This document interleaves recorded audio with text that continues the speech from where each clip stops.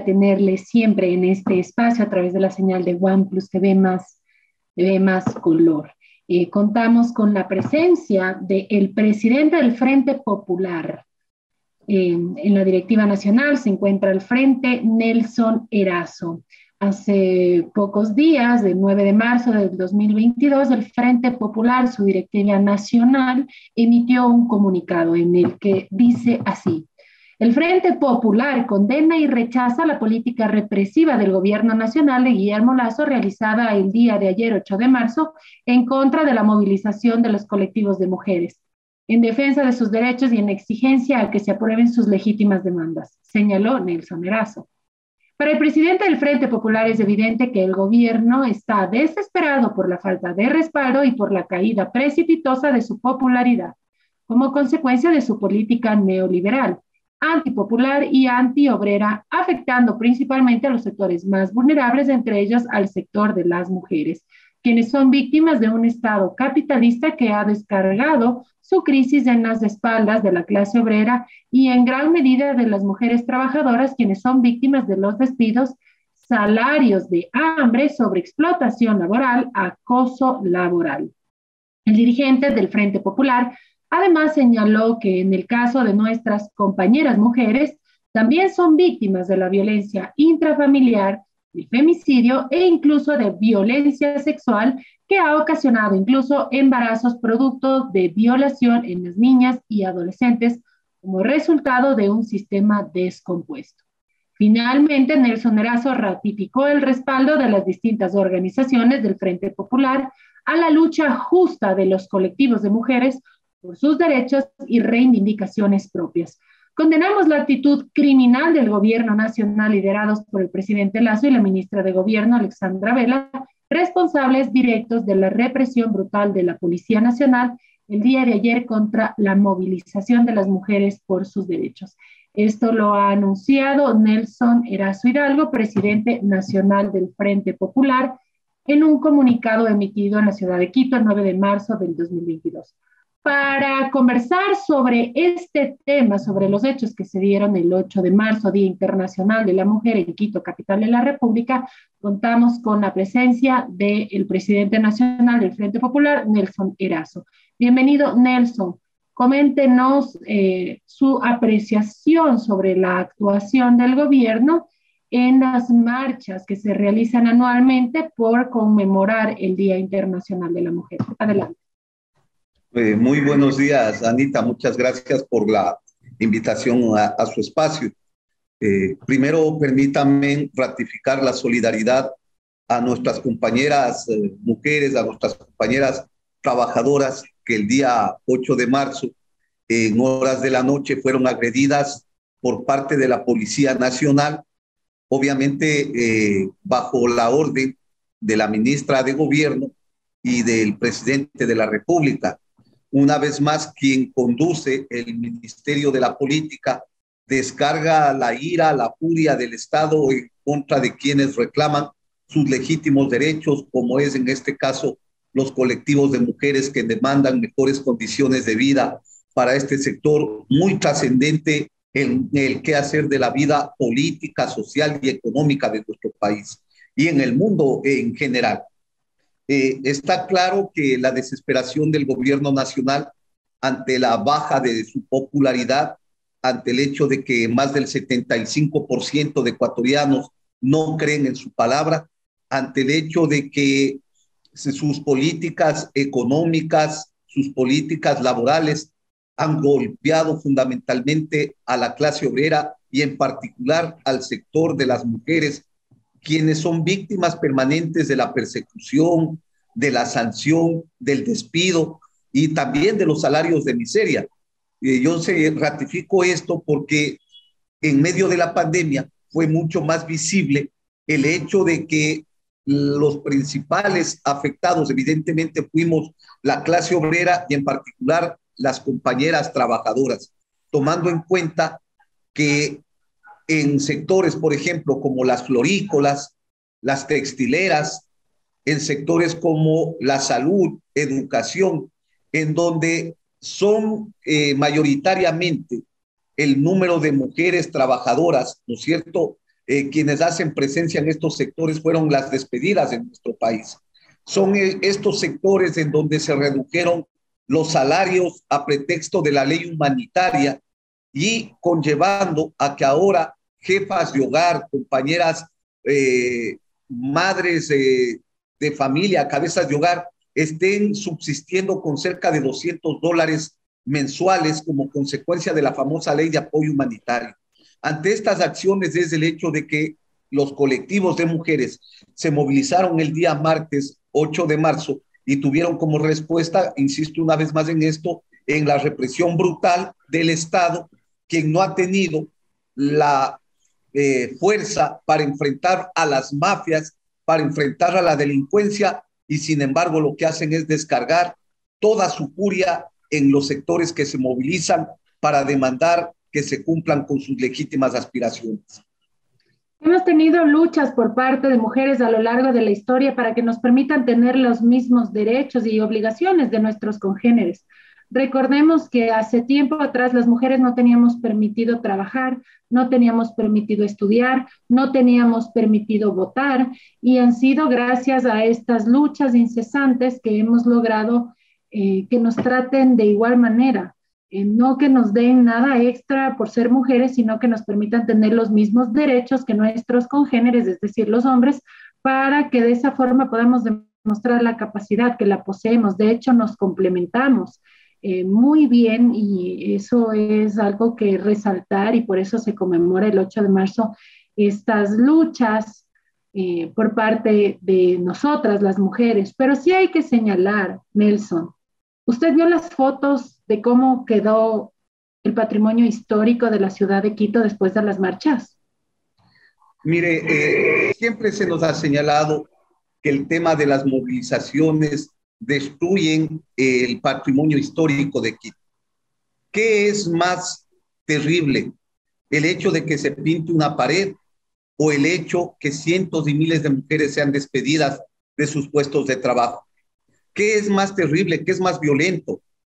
¿El hecho de que se pinte una pared o el hecho de que se saque una piedra, como quieren acusarlas, o que esa madre jefa de hogar no tenga los recursos para alimentar a sus hijos y puedan irse por lo menos con un pan a las escuelas? ¿Qué es mucho más grotesco, si cabe el término? El hecho de que nuestras compañeras mujeres y cientos y miles de hogares ecuatorianos no tengan la posibilidad de que sus hijos estudien, de tener ingresos que les permitan vivir con dignidad, o el hecho de que se tenga que protestar en nuestro país. Señalo esto porque se está satanizando, me parece de manera injusta, este derecho que tienen los pueblos a la resistencia, a la movilización y a la lucha frente a un Estado que evidentemente no ha logrado dar respuestas a sus más elementales necesidades.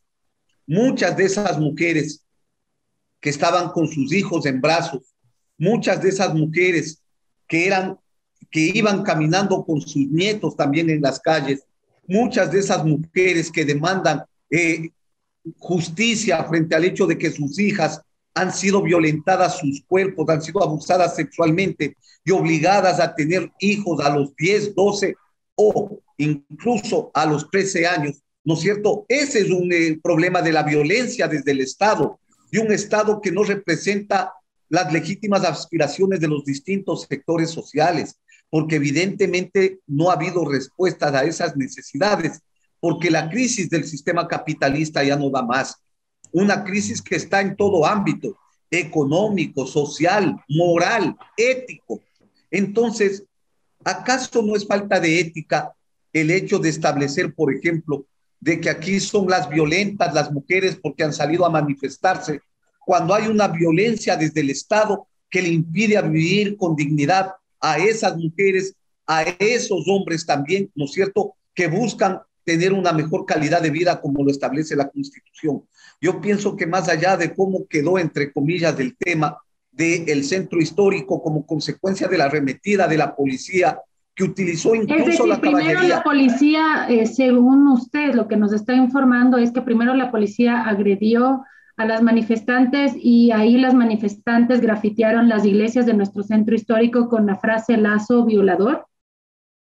Miren, ¿qué es lo que ocurre cuando el presidente Lasso se opone, por ejemplo, a que la Asamblea Legislativa apruebe una ley, ¿no es cierto?, para que las mujeres puedan decidir sobre sus cuerpos en caso de violación, para ¿Y que cómo puedan se acceder, opone? perdón, ¿Y de qué forma se opone el presidente? cuando hace el veto parcial, cuando dice que no está de acuerdo con esto, cuando amenaza con vetar la ley. Para Evidentemente, especificarle a la ciudadanía el veto parcial es que lo enviado por la Asamblea tendrá algunas reformas. ¿Usted conoce qué reformas van a venir por parte del presidente? el presidente lo ha anunciado de manera constante en el hecho de señalar que no está de acuerdo, por ejemplo, con el tema de que las mujeres puedan acceder a un aborto seguro en caso de violación. Él dice que prioriza la vida, pero no está viendo la vida, cómo queda afectada de esa niña de 13 años que es obligada a ser madre como consecuencia del abuso sexual.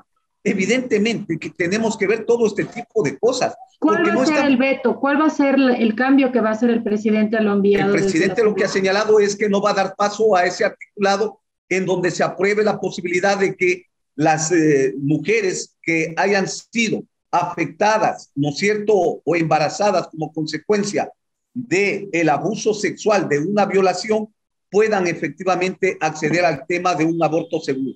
Él ha dicho que no está de acuerdo con eso y por eso es la reacción desde los sectores feministas, ¿no es cierto?, en rechazar este tipo de cosas. Pero lo más grave, también cuando se les dice a las mujeres, por ejemplo, de que de aquí en adelante los trabajadores, y en este caso las trabajadoras, no van a tener derechos a la estabilidad laboral, no van a tener posibilidad de alcanzar un trabajo seguro, un trabajo estable con la famosa ley de oportunidades, cuando dentro de las leyes va a seguirse vulnerando en los hechos el derecho de las mujeres que son mayoritarias como consecuencia de las políticas que se vienen implementando desde el gobierno nacional. Evidentemente que ante eso es la reacción de estos sectores que reivindican la posibilidad de alcanzar el buen vivir como lo establece no solamente la Constitución, sino que lo establecen los convenios internacionales, que lo establecen los convenios en los derechos humanos y que esto no está siendo tomado en cuenta ni por este gobierno como tampoco lo hicieron en los gobiernos del pasado. Recuerden ustedes que esas frases machistas de la gordita horrorosa, de todo como se les insultaba, se siguen manteniendo también en esto cuando se buscan los epítetos de las Lorenzas, por ejemplo, que ya no queremos Lorenzas que ganen $20, minimizando el papel y el rol de las mujeres, porque como usted señalaba, las mujeres eran antes impedidas de trabajar, de estudiar, de acceder al voto, pero también de ser elegidas y también en el derecho de elegir el destino de un pueblo. Todo eso evidentemente tiene que cambiar y tiene que ir de la mano en la construcción de un Estado distinto, de un Estado diferente, en donde hombres y mujeres podamos vivir en armonía, podamos vivir en paz, podamos vivir de manera adecuada con un trabajo digno que nos permita alcanzar las legítimas aspiraciones que tenemos los y las trabajadoras de nuestro país. ¿Y de qué forma impide el gobierno nacional para que las mujeres puedan trabajar en el país? Cuando establece mecanismos de precariedad laboral, cuando se dice, por ejemplo, los contratos sin estabilidad laboral, cuando nos ponen a prueba contratos con 6 meses, es evidente que al haber esto, el sector empresarial va a tener un abuso en este tipo de contratación y las trabajadoras no van a poder tener la posibilidad de tener un empleo garantizado. La Un pregunta es, empleo, ¿eso ya fue enviado a la Asamblea Nacional por parte del gobierno? recuerde usted que la Asamblea Legislativa le devolvió al presidente Lasso la propuesta de lo que ellos llamaban la ley de oportunidades. Sin embargo, el mismo señor Donoso ha insistido en el hecho de que se va a volver a enviar dicha propuesta en donde se sacan solamente 2 artículos de esos, ¿no? Se saca el hecho de lo que ellos planteaban de que en caso de despidos de los trabajadores nosotros tengamos que pagar las indemnizaciones al empleador. Esa es la una cosa que lo sacan. Y la segunda cosa que lo sacan es el tema de las utilidades, en donde nos decían que ahora todos íbamos a tener las utilidades, entre comillas, ¿no es cierto?, del 15% sin tomar en cuenta el tema de las cargas familiares, porque esto es necesario analizarlo, porque ahí están siendo afectados los hijos de los trabajadores y también las esposas de los trabajadores. Evidentemente, cuando desconocen de lo que es materia laboral, resulta que esto parece algo lógico, algo normal, pero los derechos están vulnerando el derecho de los niños, niñas y adolescentes, al igual que también nuestras compañeras esposas, que es el derecho a las utilidades que tienen los trabajadores. Porque no son iguales los gastos de una persona que tiene familia, esposa, esposo, hijos, que una persona que es solamente que es soltera. No son los gastos los mismos. Estamos hablando de que cuando hay niños y adolescentes es obligación de los padres proporcionarles vestimenta, alimentación, educación,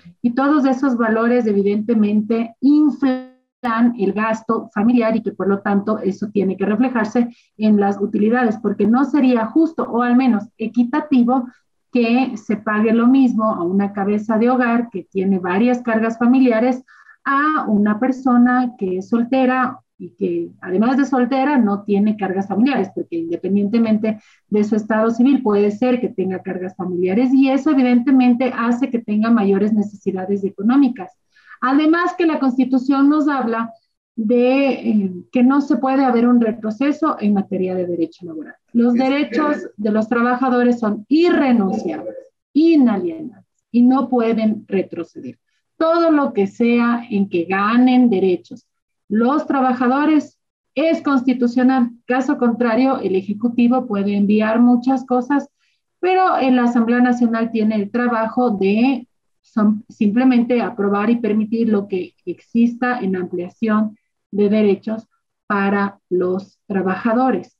¿Ya hay prevista alguna fecha en la cual el Ministerio de Trabajo o el Ejecutivo vaya a presentar esta ley donde constan reformas al Código de Trabajo? A ver, hay algunas cosas que me parece logramos frenar en una medida y a tiempo. En la reunión del Frente Unitario de Trabajadores con el gobierno nacional la semana anterior, estableció la posibilidad de generar 2 mesas de trabajo. Una en relación al tema laboral, en donde de paso es de replay, y mi estimada Anita, por ejemplo, el presidente de la República le pone a que discuta el tema laboral, no al ministro de Trabajo, sino que le pone al señor Ordóñez, que es ahora su asesor.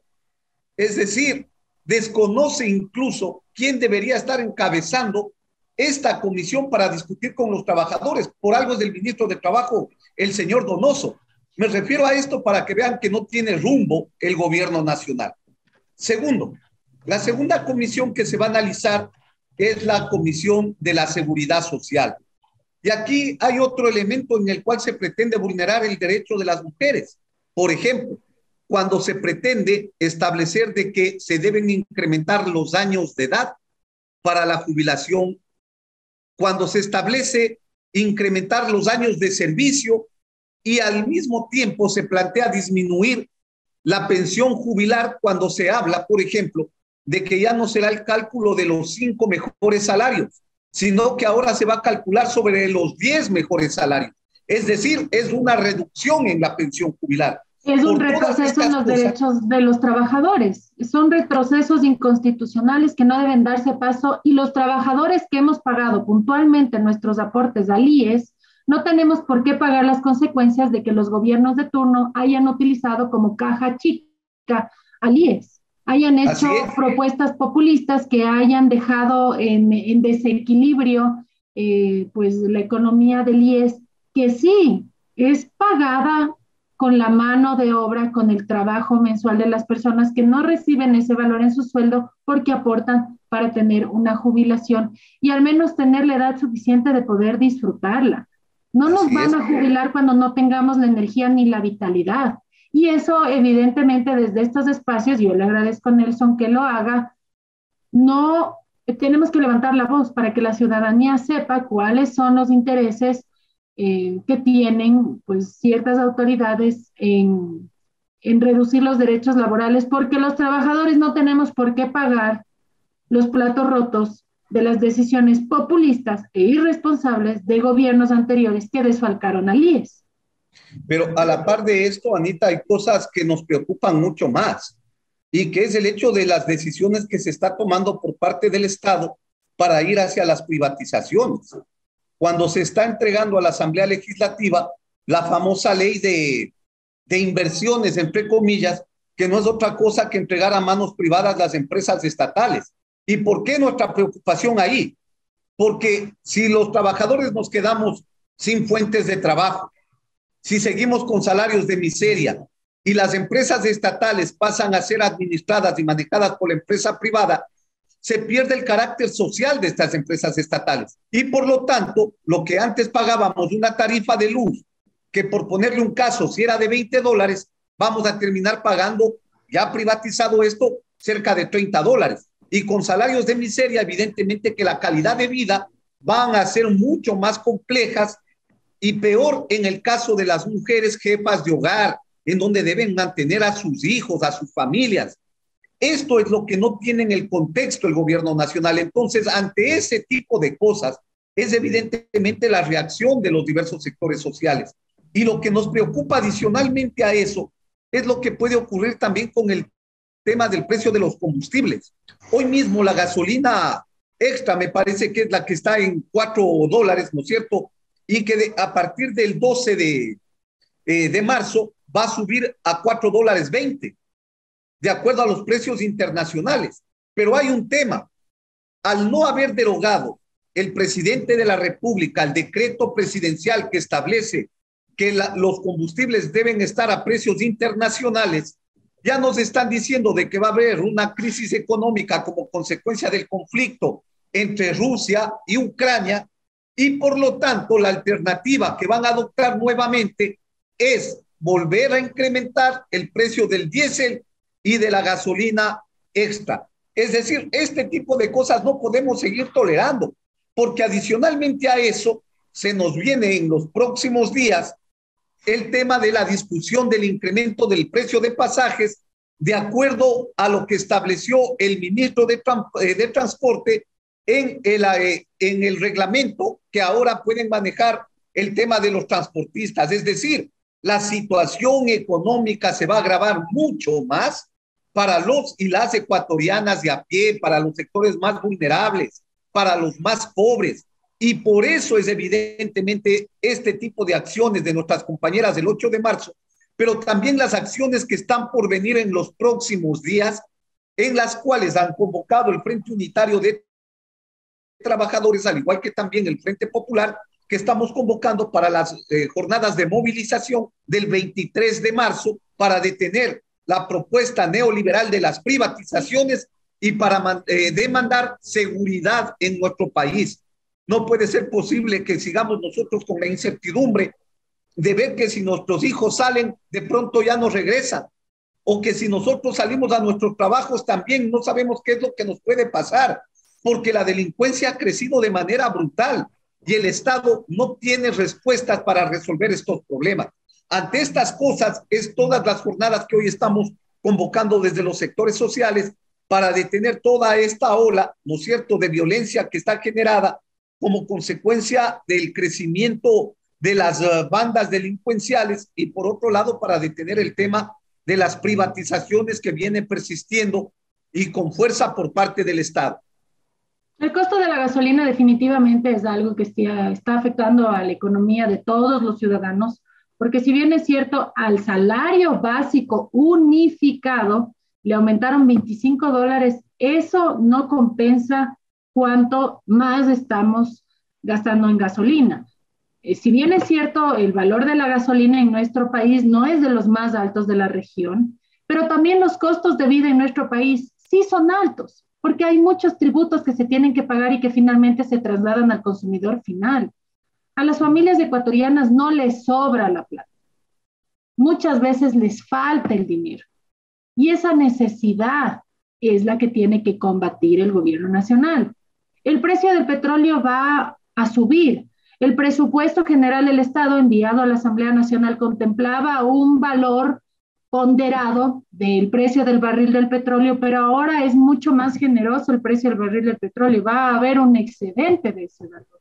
Y por lo tanto va a haber una mayor inyección de capital hacia nuestro país, que por lo tanto debería aliviar a la caja fiscal y también eso deberían dejar de trasladarle a la economía del bolsillo de quienes nos encontramos aquí en el país. se tenía que haber congelado ya el precio de la gasolina, porque si sube el precio de la gasolina en el mercado internacional, también sube el precio de la gasolina para nosotros, no está congelado el precio de los combustibles. Y ya el gobierno con el alza del barril del petróleo no está en esa extrema necesidad de pues que se siga reduciendo el tema del subsidio que nosotros recibíamos de algo que es un recurso natural no renovable que nos pertenece a todos los ecuatorianos. Yo también coincido con usted, Nelson, en el tema de que las privatizaciones podrían afectar definitivamente al costo de vida de las familias ecuatorianas. Y si bien es cierto, hemos tenido la amarguísima experiencia de muchas empresas en manos del Estado. Glama TV, por ejemplo, que es un canal que fue incautado a los hermanos Isaías con la promesa del expresidente Rafael Correa de vender todos esos bienes y devolverles el dinero a los afectados del feriado bancario, no lo hizo, se quedó con los bienes de los hermanos Isaías y no solo que se quedó, sino que los destruyó. Gama TV tiene deudas inmensas, tiene deudas incluso con sus mismos colaboradores, donde deben ingentes cantidades de dinero al IES. ¿Por qué? Porque no fue bien manejada. Eh, TAME, por ejemplo, TAME era una empresa muy próspera, que daba muchas fuentes de empleo y fue quebrada en manos del gobierno, de los gobiernos anteriores. Pero también hay empresas que sí han estado bien, como es CNP, por ejemplo, como es Petroecuador, por ejemplo, que ese dinero va directamente, las utilidades de estas empresas van directamente al erario nacional y eso se redistribuye en temas importantes, garantías constitucionales como salud y educación. Lastimosamente, el amargo sinsabor que tuvimos con las pésimas administraciones por sobreprecios, por malas decisiones, por compadrazgos, es que hicieron que se afecten estas empresas. Pero podría ser igual de peligroso o incluso más peligroso que instituciones, por ejemplo, como el IES, pasen a manos privadas. Ahora, lo que sí sería positivo, Nelson, es que se permita la posibilidad de que el trabajador o el afiliado decida si quiere aportar, ya sea al IES o ese mismo valor o a un seguro privado. ¿Por qué? Porque la atención en el IES está saturada. No quiero decir que no tenga buenos profesionales de la salud. En lo personal, yo ocupo mucho el IES y siempre he sido atendida muy bien, pero es una carga inmensa. Si alguien quiere una cita en psiquiatría en el IES porque tiene ideas suicidas, le dan cita para 4 meses después. ¿Cómo aplazamos el suicidio de esa persona, por ejemplo? A ver, Anita, ahí, discúlpeme, no vamos a coincidir por un hecho. Todo este escenario que hoy atraviesa la seguridad social, como usted bien lo ha señalado, no ha sido como consecuencia de la administración de los trabajadores o como culpa de los obreros dentro de la institución. Todo esto tiene que ver con la mala administración de los distintos gobiernos y particularmente el hecho de que no le pagan la deuda que tiene a la seguridad social. ¿Cómo puede ser justo, mi estimada Anita, por ejemplo, que por el tema de las transferencias de la atención médica o las derivaciones de la atención médica se haya pagado más de 6.000 millones de dólares a las clínicas privadas, cuando con esos recursos podría haber servido para mejorar la infraestructura hospitalaria, para comprar medicina, para tener mejores profesionales y darle una mejor atención al afiliado? ¿Qué es lo que pasa en Chile, mi estimada Anita? Eso hay que tomar en cuenta con las famosas AFPs o con los famosos seguros privados, en donde los trabajadores tienen que destinar cerca del 60% de su salario ahora para la atención médica, porque evidentemente el seguro privado pierde un espíritu que tiene la seguridad social, que es el tema de la solidaridad, Anita. Cuando no hay solidaridad y cuando nos quieren hacer las cuentas individuales, evidentemente que el afectado principalmente es la gente que aporta menos como consecuencia de que gana el salario básico. Y en nuestro país los que ganan el salario básico son más del 60% de trabajadores, es decir, estamos complicándole ese escenario, ¿no es cierto?, de su salud al trabajador que tiene menos capacidad de aporte. Un segundo elemento, ¿qué es lo que ha pasado con las agencias o los seguros privados? Si usted tiene que hacerse una operación, le voy a poner en el caso de una operación del corazón abierto, no va a poder hacerlo porque el seguro solamente le va a cubrir el 20 o el 30%, que es lo que le da la capacidad de lo que usted ha aportado. Entonces, fíjese cuál es la gran diferencia. Cuando en cambio, en el Instituto Ecuatoriano de Seguridad Social, sí tenemos la posibilidad de hacernos esas operaciones de corazón abierto sin que nos cueste un solo centavo sobre la base del tema de la solidaridad. El escenario concreto ahí es que el seguro social debe ser bien administrado y para eso debe ser administrado por sus verdaderos dueños, que somos los afiliados, los asegurados, los jubilados y el seguro social campesino. No puede seguir como hasta ahora. La Constitución dice, y la Ley de Seguridad Social habla, de que no puede presidir el Consejo Directivo del IES ningún moroso. ¿Y qué es lo que ocurre? ¿Quién preside? El delegado del gobierno nacional, del mayor moroso del país. Recuerde usted que el Estado le está deudando más de 22.000 millones de dólares a la seguridad social. Y en el caso del sector empresarial, tienen una deuda de 1.800 millones de dólares con el IES. Entonces, la situación por la que atravesamos es como consecuencia de la falta de iliquidez, es como consecuencia de que el Estado ha administrado mal la seguridad social, porque siempre le han metido la mano, porque siempre le han utilizado como caja chica y en muchos de los casos incluso como caja grande. Solamente el hecho de no haber aportado, mi estimada Anita, durante 5 años al Instituto Ecuatoriano de Seguridad Social el 40%. ¿Cuánto es lo que le afectaron al IES? Cerca de 6.000 millones de dólares. El gobierno dejó de aportar todos esos años para el bienestar de la salud de los trabajadores. El gobierno de Rafael Correa. Recuerde usted que ¿por qué no le interesaba que el IES tenga recursos para salvar la vida de las personas? Porque a él le interesaban los negocios con sus amigos. Le voy a poner un caso. El señor Ramiro González, hoy prófugo de la justicia, que se encuentra en Perú, llegó a acuerdos con esta cuestión de trasladar la atención médica a la clínica privada. Y ocurre que una de las principales beneficiadas fueron la clínica privada de su primo, el señor González, en la provincia de Sucumbíos, en donde tenía una clínica que ganaba cerca de 200.000 dólares anuales por la atención a todos los sectores, principalmente al sector petrolero, pero con los acuerdos que firmó Ramiro González ya no ganaba 200.000 dólares, sino que ganaba 2 millones de dólares anuales. Y ahora vayan a ver el nuevo hospital que tiene el primo del señor Ramiro González en la provincia de Sucumbíos y particularmente en la ciudad de Lago Agrio.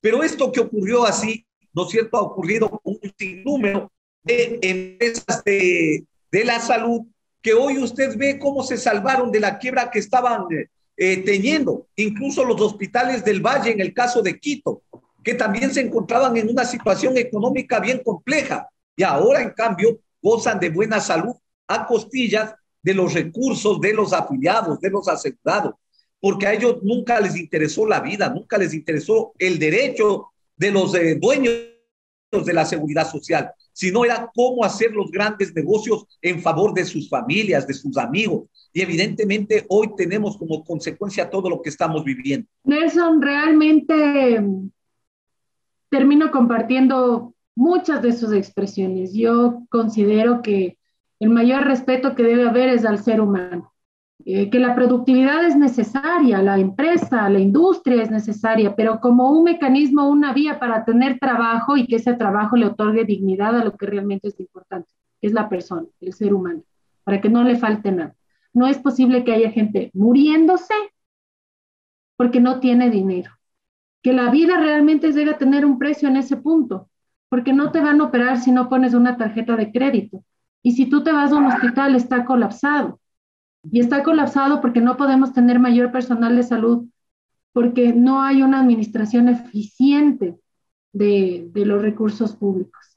Gracias por las luchas que hacen. Yo solamente quisiera pedir como mujer que sigan luchando por nuestros derechos sin la necesidad de dañar bienes públicos, de caotizar la ciudad, porque nosotros amamos a nuestro país, amamos a Quito, nuestra carita de Dios. Yo vivo en Ambato, amo Ambato, y está bien, la protesta es legítima, pero grafitear cosas que tampoco vienen ni al caso, no vale la pena aprovechar estos espacios para dañar algo que también queremos mucho, ¿no? Así que le agradezco por su tiempo.